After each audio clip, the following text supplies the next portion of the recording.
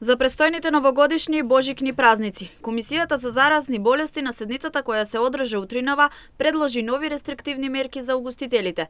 Впрочем, од 18 декември годинава до 21 јануари наредната година, предлогот е угостителските објекти да работат до 18 часот, наместо до 21 часот како што е случајот сега.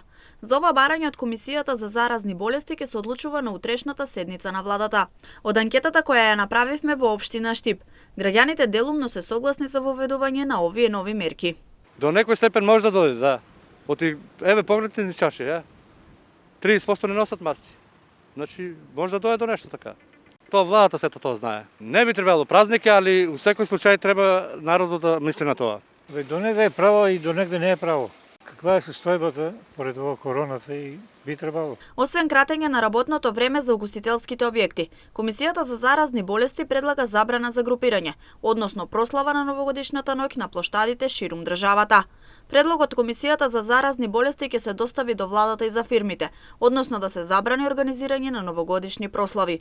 Се апелира граѓаните да не излегуваат од своите домови по 18 часот, доколку немаат потреба за тоа, и исто така да не се групираат повеќе лица во приватни стамбени простори и викендици.